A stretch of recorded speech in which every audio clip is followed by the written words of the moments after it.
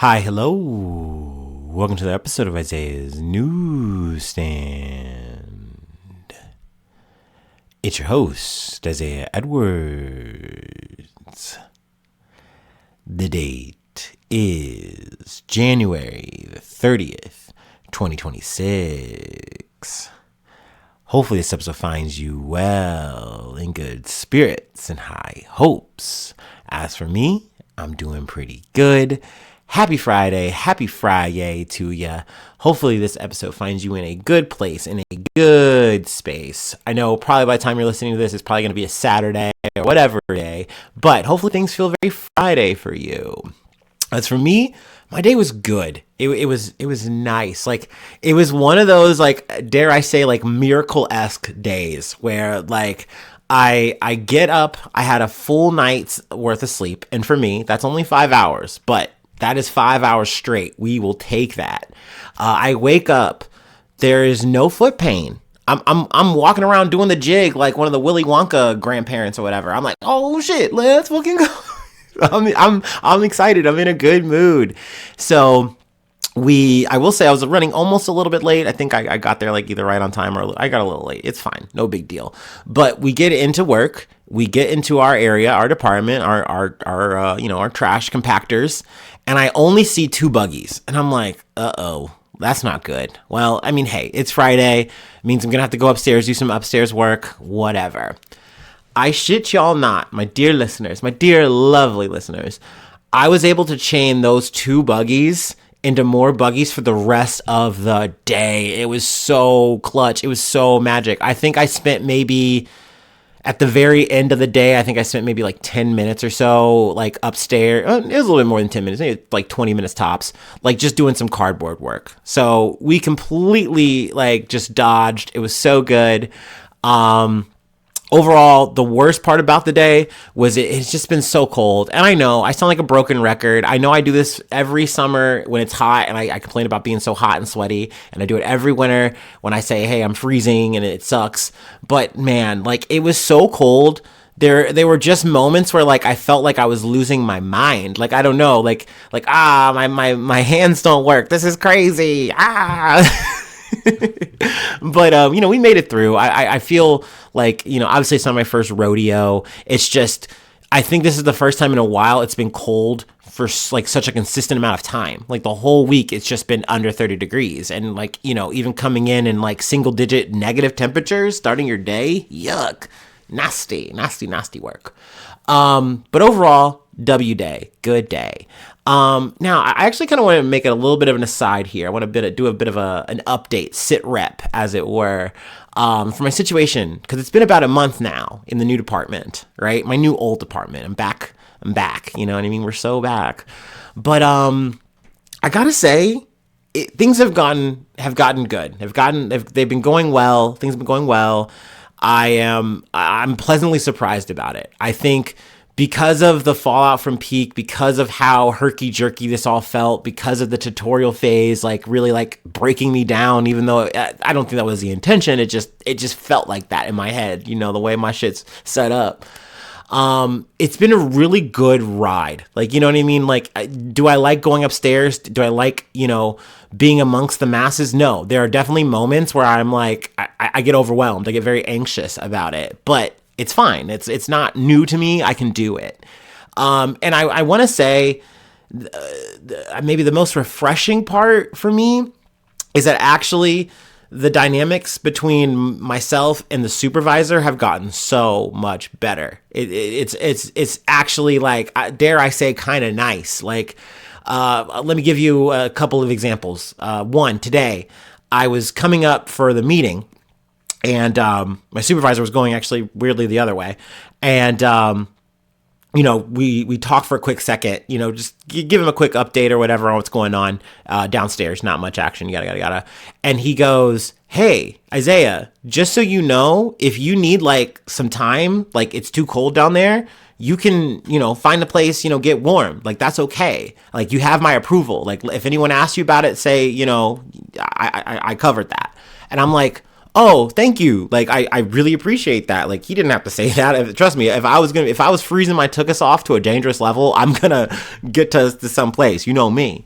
But it's the sentiment that counts there, right? Like, that means something to me. That was nice. And, I was like, oh, thank you. I appreciate that. And I was like, hey, worst case, I'll come up and do some putbacks for a little bit. It'll be all good. And he's like, okay, cool. And, he went on his merry way. Awesome. Another example was earlier this week. There's this thing where you have to have your badge, right? You have to have your badge to get anywhere in the building in terms of like getting in and out. We're doing some updates, upcoming things where it's going to be the only way that you can clock in is with your badge, right? So this always leads to this ongoing motif of the supervisors in meetings. It's not just my supervisor, but saying, hey, you need to make sure you have your badge on and it's visible, which is so annoying for me because I prefer to have my badge in my fanny pack where I know where it is. It's safe. It's tucked away in a little special pocket because I've lost my badge before. It's like $750. So it's like, I don't want to waste money on that shit. Plus I need to get in and out of the warehouse. Like, don't play with me. So I was kind of nervous to ask to get a new one, but I also didn't want to get in trouble. So like after a meeting, I came up to my supervisor and I was like, hey, could I get like an armband? And then I showed my supervisor my badge and it was like really old. Like literally my face looked like an after image of a ghost. Which this is like the second time this has happened. But the supervisor was like, okay, actually give me your badge and I will get you a new one. I'll get you a new armband, all that. I was like, for real? Word? Okay, cool. Hell yeah, thank you. And then they just got on that shit and got it for me the same day. So I mean, hell yeah, it's just little solid things like that. Also like just checking in with like the radio stuff. Like I don't know. It's just one of those things where I feel like, okay, I think we're good. I think we're on good, even footing. I don't think we have this grudge energy or anything like that. It feels like that has dissipated. So hell yeah. Like, woohoo for that. Now we will see what happens come peak when the shit starts hitting the fan, when the rubber starts hitting that road. We'll see what happens. We'll see how we really feel about each other, right? But I also realize that on my end, I've talked about this. I've changed like how I'm going to go about this stuff, how I'm going to go about peak. Like, look, if that shit blows up with me in it, then so be it. So be it. Let's make that shit a Michael Bay movie, baby. Cue the Linkin Park. No. So it is what it is. But I felt like it was worth mentioning that, I guess, yeah, I'm a part of a new groove, whatever. Anyway, rest of the day from work, we wind up going to where? The motherfucking gym, baby.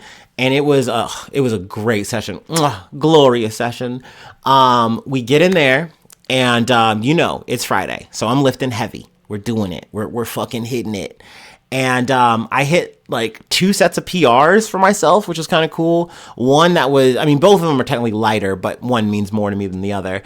But for my warm-up sets, I've like gotten to a point now where I have 45s on the bar. You know what I mean? I think, what is that, like 135 or whatever? Y'all know I'm shitty at math. So that I put up another 5 pounds on each, so that's another 10 pounds. So I'm doing 145 now. Hell yeah. And really the most important part for that is like just doing the overhead and then my hello, good mornings.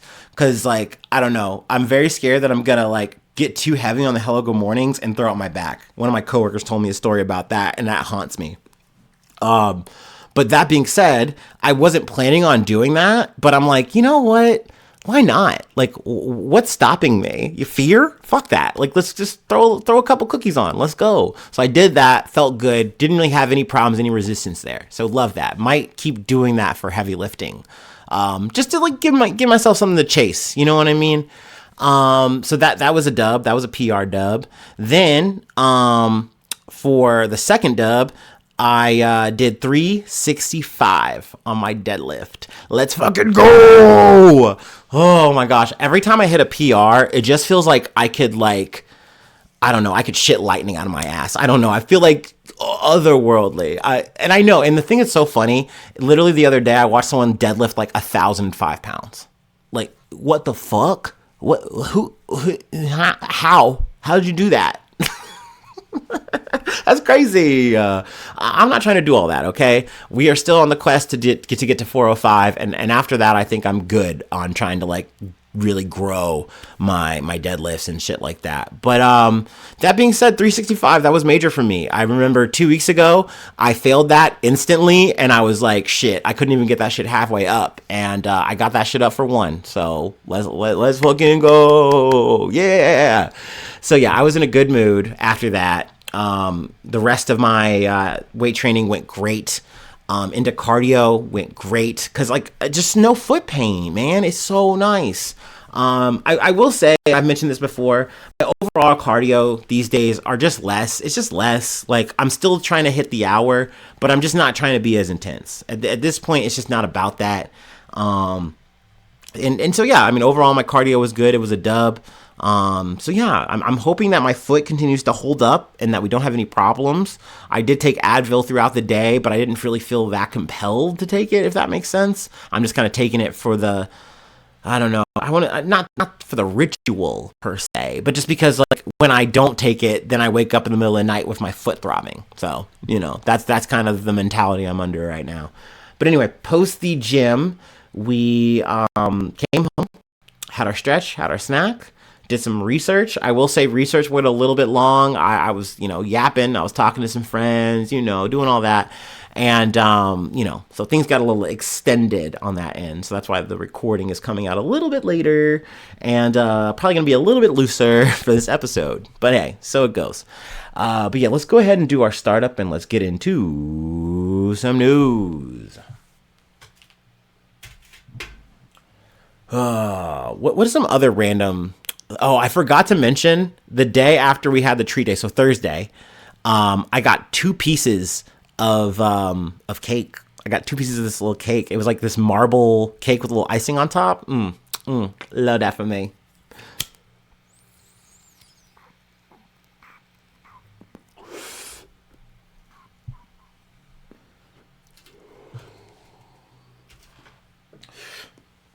Ooh, I feel like the bad story and the cake and stuff, that was something I wanted to include into the extra thoughts like section, but I just haven't had time this week to do it. So I was like, I'll just yap about it on a Friday. Why not? Oh man. Okay. Enough about me. Let's talk about some fucking news. From CBS News. DOJ releasing more than 3 million pages of records related to Jeffrey Epstein. Deputy Attorney General Todd Blanche said Friday that the Justice Department is releasing more than 3 million pages of records related to its investigation into convicted sex offender Jeffrey Epstein.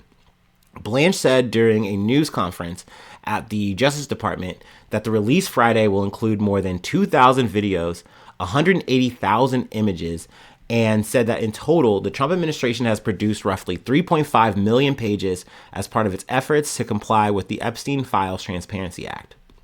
The law, passed by Congress and signed by President Trump last year, required the Justice Department to disclose all of its unclassified material related to its investigation into Epstein and his longtime associate Ghislaine Maxwell by December 19th. Blanche said the images and videos made public include extensive redactions to protect survivors of Epstein's crimes. We redacted every woman depicted in any image or video with the exception of Miss Maxwell. We did not redact images of any man unless it was impossible to redact the woman without also redacting the man. So yeah, I mean, that's on par with the rest of it. I don't have any like highlights yet, so I imagine we're definitely going to come back to the story if there's anything of relevance, any real meat on the bone from these remaining files that have been released. I highly doubt that any of this is going to actually lead to being satisfying in terms of like, okay, now we have a smoking gun, we can go after somebody or anything like that. Or no, you're just kind of getting a little bit more insights into these people, into this web that was Jeffrey Epstein and the people who fucked with him. This whole fucking network of fucking freaks. But that being said, I mean, I don't think that this all is a complete nothing burger.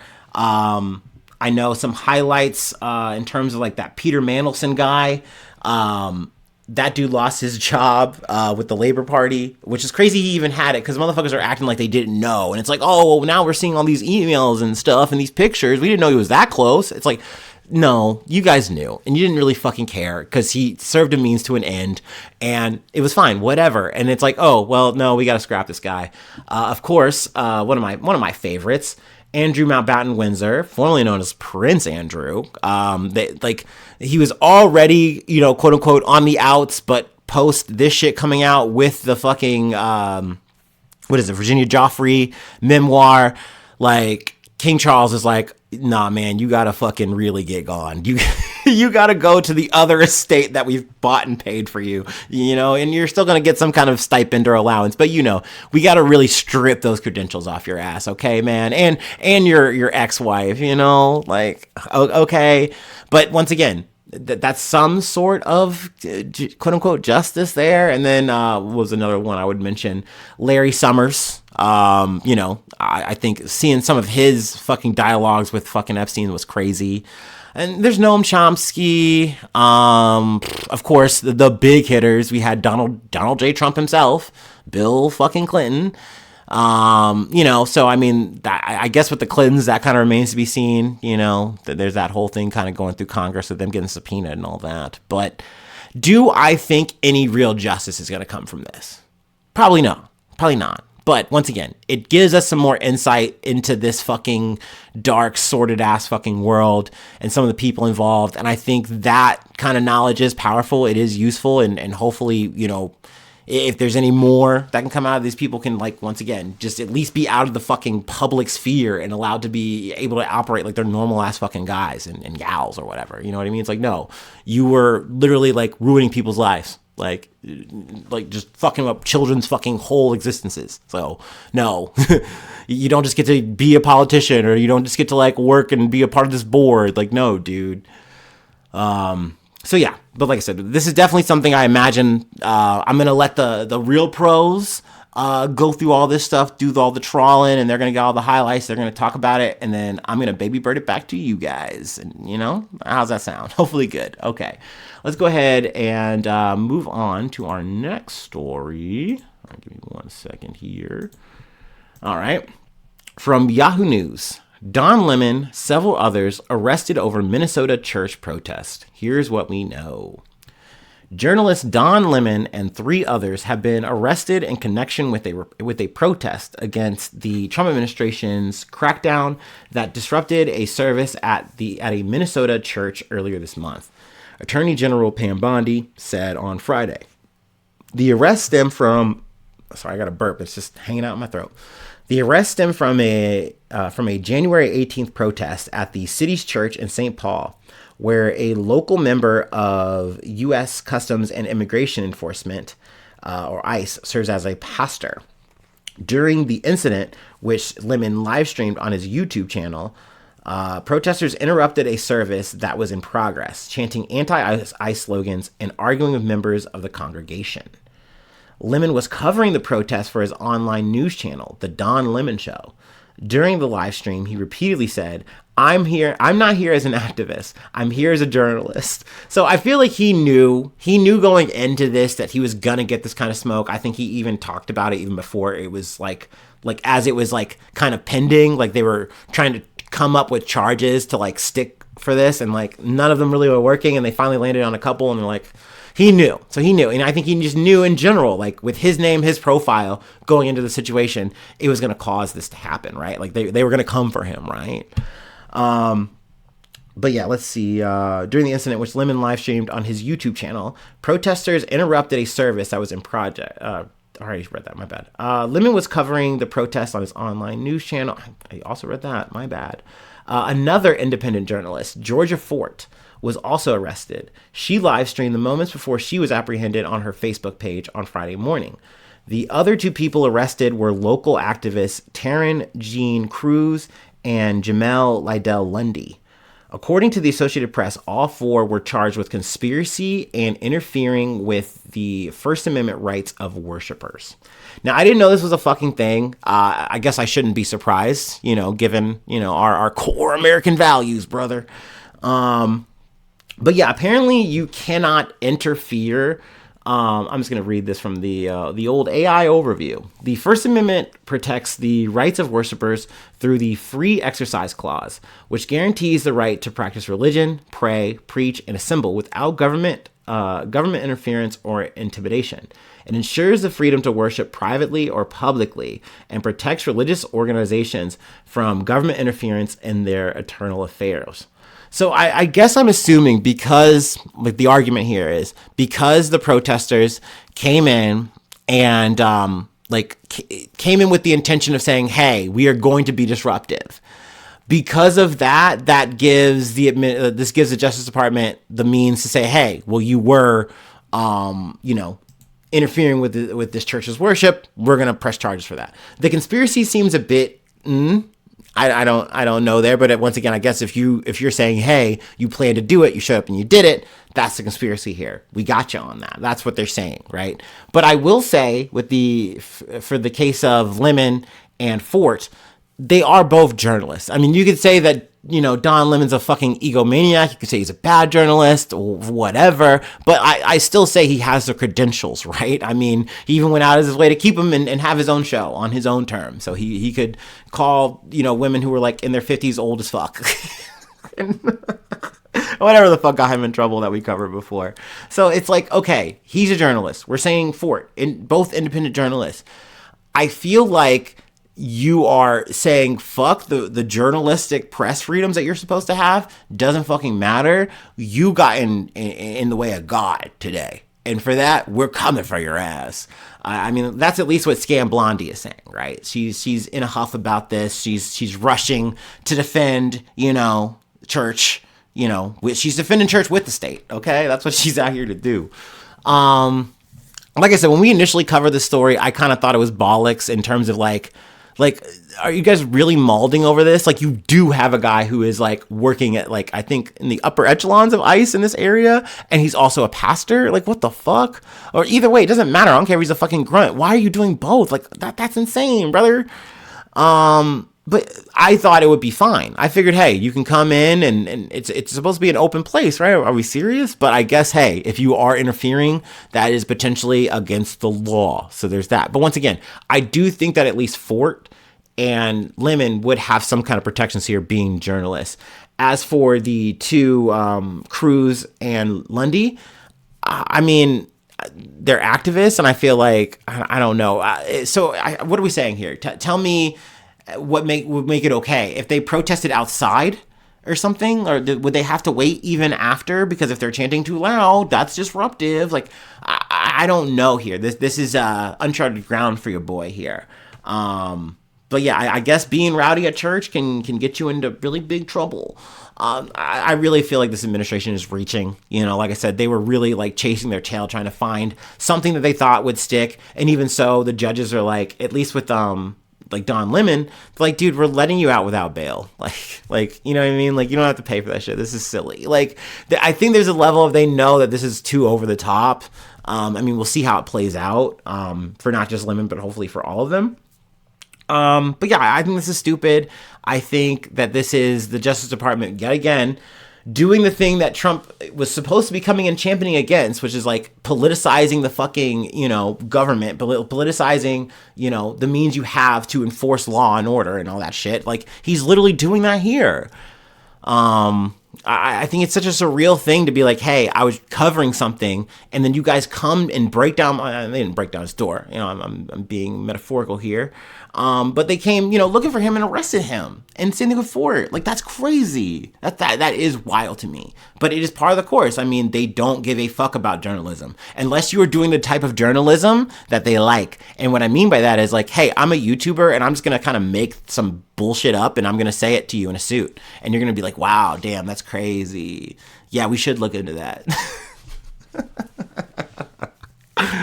That's the kind of journalism that they're here to protect, okay? But if you're doing anything that like is challenging to them, challenging to their narrative, that's something that is icky to them, they're gonna come for your fucking neck. They don't care about any kind of fucking law, okay? They are the law. So in that regard, no, it's not surprising at all. But I will say it's frustrating, even if it. I'm gonna close it on this part. the stupidest, most annoying part about this to me, is the fact that I think somehow, some way, this administration, the Justice Department, is gonna wind up lionizing someone like a Don Lemon. Someone I don't feel like should be lifted up, bro. Like, I had no problem with Don Lemon until he kind of like got too into his role, into himself. Like, he was just like, oh, this is about me. I'm right, you're wrong. Like, this is literally the Don Lemon show. It's like, brother, you're on CNN. You're one of the many talking heads, anchors, or whatever the fuck on this show. Do your job, bro. And like, there were some times he'd have some interesting interviews, and I would say that how he conducted them. And here's the thing, I'm being a bit of an asshole here because someone like Don Lemon is more talented, more skilled than a guy like me. That's for fucking sure, without a shadow of a fucking doubt. Okay, I'll give him his flowers on that. But that being said, dude's low-key an egomaniac, man. And that gets in the way of it for sure, you know? And I think it's a shame that he has the skills in some ways and the reach in a lot of ways. And he kind of has squandered that on just being a vapid asshole, in my opinion. I know, maybe I'm being a little bit too hard on the man, whatever. But I think that's maybe the most annoying takeaway for me here. You know what I mean? Obviously, the religion part, that's a bit weird and odd, and I don't like that. I never really liked that. But that's my own biases or whatever. But also I feel for the activists here. I mean, they are doing the best they can trying to fucking fight this fucking menace that is at their door, which is ICE, man. Like, these motherfuckers are not leaving. These motherfuckers are making their life hell. Like, they are trying to do anything and everything. And once again, the hypocrisy of a man who is working at ICE, but also a fucking, like, preacher, a fucking pastor, whatever the fuck, man. Like, yeah, I get being, like, very irate and being like, yeah, no, we want to take this to their door. Like, you guys should be, like, very well aware of this. I'm sure most of those motherfuckers were. And, like, it should bother you too. Like, anyway. So yeah, that was a bit of a dust up. So there you go. I know we had talked about Don Lemon. We mentioned him because, what was it? Old Nicki Minaj was tweeting at him, you know, Xing at him, whatever you're supposed to say. Speaking of Nicki Minaj, as I wildly segue out of here, she posted a picture of her with that fucking Trump gold card, dude. So maybe all her fucking glazing, all her fucking Trump dick riding is getting her somewhere, and good for her. And her, you know, predator ass fucking family. Allegedly, well, no, one of them was convicted. The husband was convicted. I don't even have to say alleged with that. Like, that's just on wax. But whatever, you know. God damn it, Onika. God damn it. Anyway. Let's move on. We have some Mangione news. We're gonna talk about Luigi. But let me take a quick water break. Got a bit of a Mangione double feature here.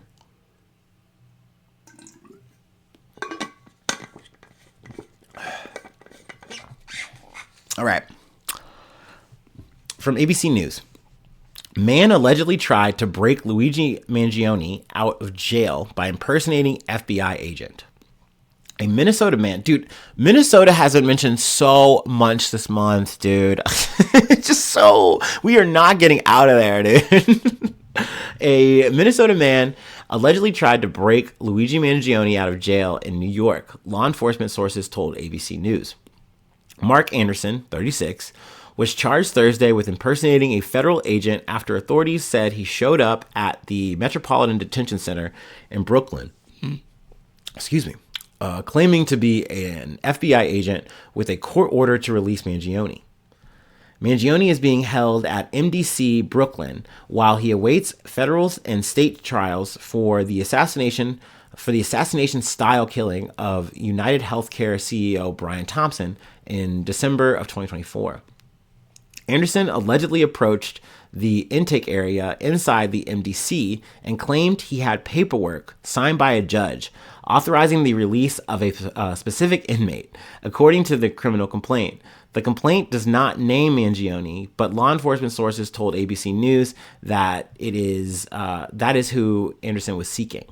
When Bureau of Prison personnel asked to see Anderson's credentials, federal prosecutors said he showed them a Minnesota's driver's license and threw at the BOP officers numerous documents. Anderson said he had weapons in his let me run this back.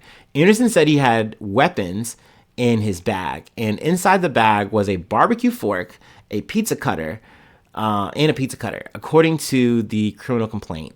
like, dude, okay, you got a couple of doohickeys. That was what you were gonna use to like break bro out. Like, okay. During a court appearance Thursday, Magistrate Judge Taryn Merkel ordered Anderson detained, deciding he is a risk of flight and danger to the community.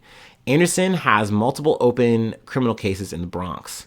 Meanwhile, Mangione is due in court on Friday. The judge overseeing his case may decide if the death penalty will remain a sentencing option if he's convicted, which is leading us to our part two, because that has already happened.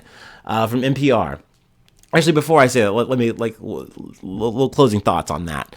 What the fuck, bro? Like, look, I get it, man. I am not trying to hate on any of the fucking stands, the Mangione stands. You know, whether you be man, woman, MB, you want to goon to this motherfucker? Fine, that's okay, dude. I'm not trying to yuck your yum on this. I get it.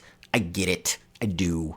But, like, what were you hoping to accomplish with this, brother? This is a crackpot idea. What are you gonna do with the barbecue fork? Was that your weapon? And then was he gonna slice his way through the prison, the jail? Come on, like that's not a. This is like a Three Stooges thing in 2026, dude. Like, what were we thinking? Not to mention, that's not going to make Mangione's situation any better, right? Like, I know maybe you guys think like, oh, we could break him out and he's going to flee into the sunset and he's going to come back and he's going to be our new Lenin and he's going to start the vanguard. Yeah, no, that's just not how that's going to go, man. I really do feel like this shit is going to start and end, or it's going to be ended at the trial. You know what I mean? In terms of like the full impact of this. I think if we were going to see anything, you would have seen it by now in terms of the clash consciousness. But no, we've kind of seemingly more or less moved on. All I see these days are just people, once again, just fucking fapping it to this motherfucker, and they're just posting pictures of him. That's more or less it. Okay. And once again, have at it. Anyway, from NPR. Judge rules Luigi Mangione should not face death penalty. So, yay, good. We love to see it. I really thought it was kind of crazy that we were in New York having this conversation to fucking begin with. Like, really? You're gonna arc this into a death penalty? Good luck. And I'm glad that they failed. I'm glad that the fucking federals failed on that shit. Okay. Anyway. On Friday, a federal judge dropped 2 of the 4 charges against Luigi Mangione, the man accused of fatally shooting United Healthcare CEO Brian Thompson, making his case no longer eligible for the death penalty. Mangione is accused of killing Thompson on December 4th of 2024 on a street in Midtown Manhattan as he was walking to his hotel for United Health Group's annual investor conference. Police say the words delay, deny, and depose were written on the ammunition used, referencing a phrase used to describe how insurers avoid paying claims. The charges of murder through the use of a firearm, which made the case capital eligible, and a firearms offense were dropped, while 2 interstate stalking charges remain.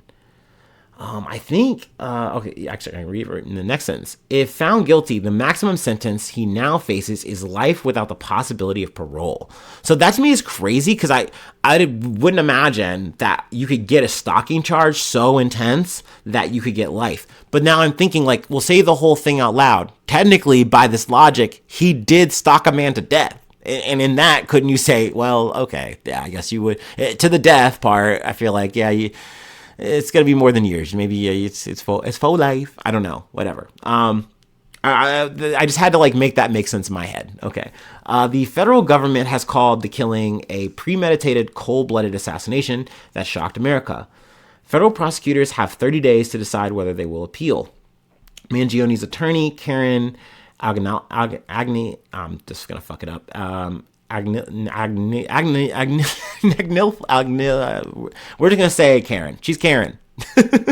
Thanked the court for what she called an incredible decision when speaking to reporters outside the courthouse following Friday's hearing. We are all very relieved, she said. We're prepared and have been prepared to fight this case, and we look forward to fighting this case. In addition to the federal case against him, Mangione will be tried in New York State, where he faces charges of murder, criminal possession of a weapon, in possession of a forged instrument because he made it with like a 3D printer or whatever. The top charge carries a maximum penalty of 25 years to life. So I know you've probably seen some TikToks or some videos like, oh man, Mangione's gonna beat that shit, blah, blah, blah. Look, there's a lot of hoops and hurdles here. He's probably not gonna beat that shit, okay? Like, let's be clear. Let's be direct. But that being said, once again, at least you don't have the death penalty hanging over your fucking head, right? That's a big fucking deal. I still think that's wild as hell that once again, this is a New York case and you are still going to try to go for it. That's me is very greedy. You really wanted to, once again, make an example out of this guy. Like, oh, you can't do that. No. But anyway, regarding the drop charges in the federal case, Judge Garnett acknowledged in her written opinion that the Supreme Court precedent around this is not always clear. She stated that the analysis may strike people as tortured and strange, but the decision reflected her commitment to faithfully apply the rule of the law. So, I mean, hell yeah. I'm going to try this name again. Karen Agnifilo. There we go. At least we tried. At least we fucking tried. Okay? All right? Hell yeah. Okie dokie. We have one more story that I wanted to cover for the day, for the night, and then I'll let you go. It's coming out of People, everybody, people. Anyway, and this is a bit of an update on a food recall story. So yeah, we're gonna get back into that. But yeah, let's go ahead and take our last break, and we'll go ahead and close this thing out.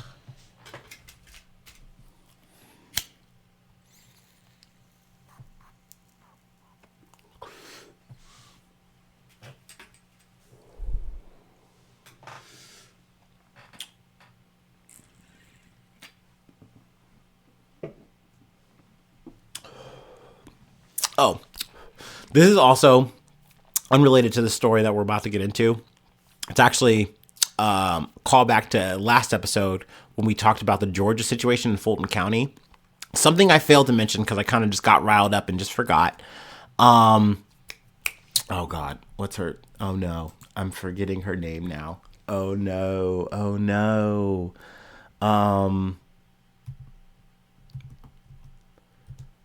Oh fuck. You know what? We're just gonna table it. I'm brain farting. Oh man. Damn it. Okay, anyway. We're just gonna move on. Forget I said anything. Once again, from People.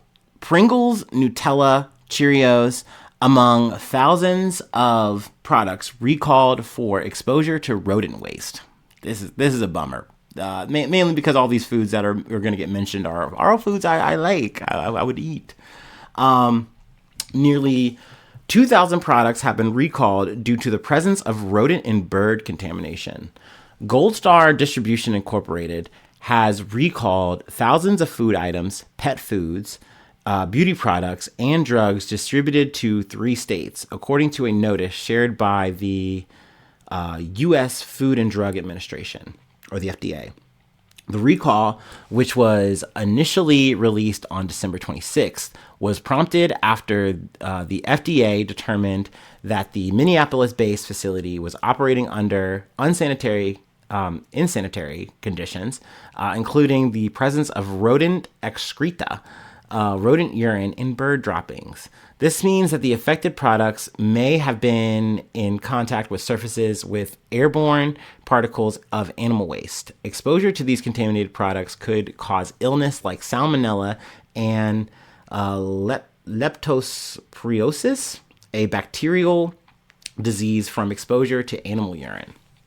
The FDA gave the recall a Class 2 classification on January 22nd, meaning that the use of the product may cause temporary or medically reversible adverse health consequences, or where the probability of serious adverse health consequences is remote, per the organization's site. Let's see. They have like a full list of it, but they do list some of the candies here. Jolly Ranchers, Skittles, Sour Patch Kids, were affected, which, I mean, right there, I mean, I don't eat too many Jolly Ranchers these days, but the blue raspberry and the green apple, they do hit. I'm a Skittles guy, at least in terms of the sour Skittles, and Sour Patch Kids. I'll be smashing on them. The potential that there could have been some fucking rat poop in that's a bummer. That's no good. That kind of icks me out. Some other things that were mentioned, Pringles and Takis were affected. Cheerios, Kellogg's Rice Krispies cereal. In terms of like some beverages, Coca-Cola, Gatorade, Smart Water, Arizona iced teas even. And then we have like Heinz ketchup, Crisco oil, and cinnamon sticks were also affected in the recall. And not just food, which is, we got Pepto-Bismol. That's something you ingest, but Axe body spray, you don't ingest that. You shouldn't. Q-tip cotton swabs, Fancy Feast cat food. Oh, those poor little kitties. And then Gillette, the best the man can get, but it might have bird scat on it. So, oopsie. But yeah, they have all the SKUs and stuff. So, this is official buyer beware, if you got that stuff, be careful. But this is a recall that's kind of been going on for a while. I feel like they just kind of expanded it.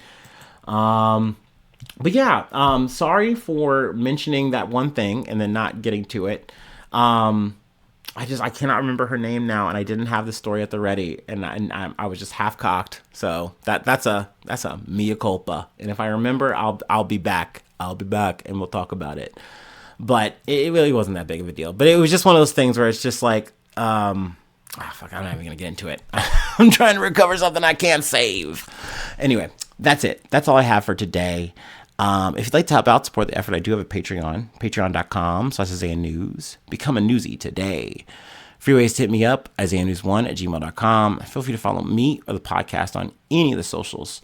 Subscribe to the YouTube, follow on TikTok, follow on Spotify, wherever you like to listen. Leave a like, leave a cool comment. Sharing is caring.